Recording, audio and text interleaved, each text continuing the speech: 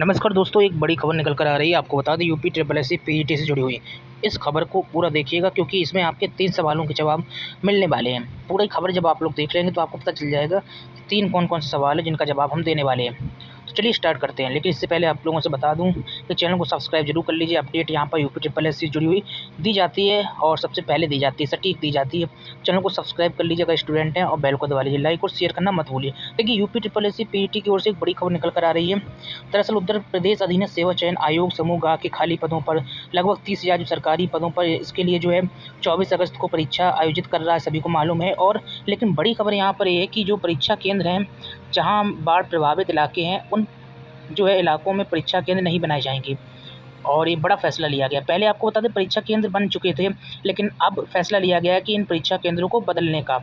आयोग ने जिलाधिकारियों से ऐसे परीक्षा केंद्रों को जो है सोमवार तक बदलने की सूचना उपलब्ध कराने के लिए कहा है। यानी कि जहां बाढ़ से प्रलय जैसी स्थिति होगी या फिर बाढ़ ग्रस्त होंगे जो भी जनपद, वहां पर जो है सेंटर नहीं होगा।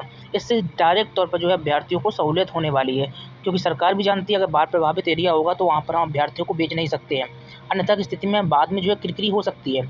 और इसीलिए सरकार ने कहीं न कहीं समझा कि इससे अच्छा पहले ही फैसला ले लो, और ऐसे स्थल जहाँ पर बाढ़ प्रभावित हैं तो उनको परीक्षा केंद्र ही ना बनाया जाए। तो ये फैसला कैसा हुआ, अच्छा हुआ या फिर नहीं, कमेंट में आप बताएं।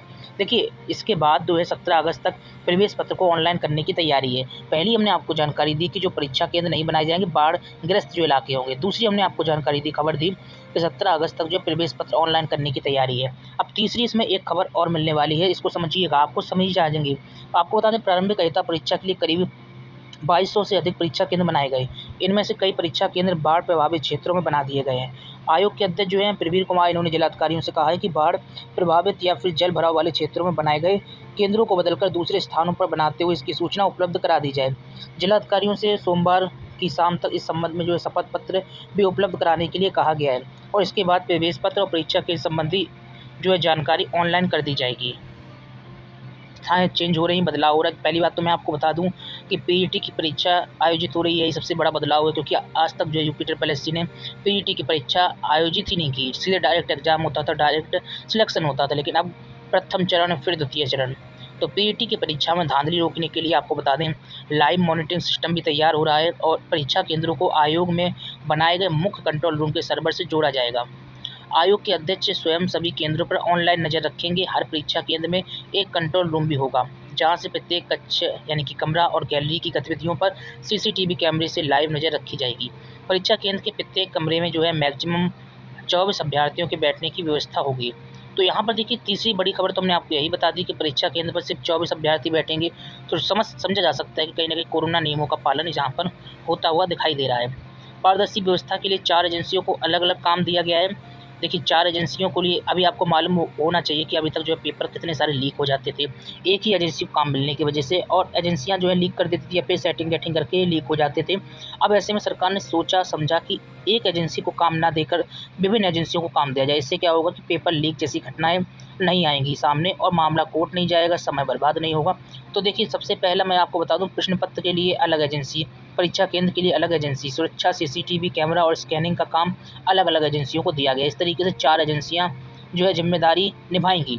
परीक्षार्थियों को परीक्षा केंद्र की जानकारी एसएमएस से दे दी जाएगी। तो आपके मोबाइल में एसएमएस तो आएगा ही, साथ में आपको बता दो ऑफिशियली जो है वेबसाइट पर भी जानकारी मेंशन हो जाएगी। लेकिन यहाँ पर एक बड़ी जानकारी और निकल कर आ रही है, महिलाओं और दिव्यांगों को उनके गृह जिले में परीक्षा की सुविधा दी गई है।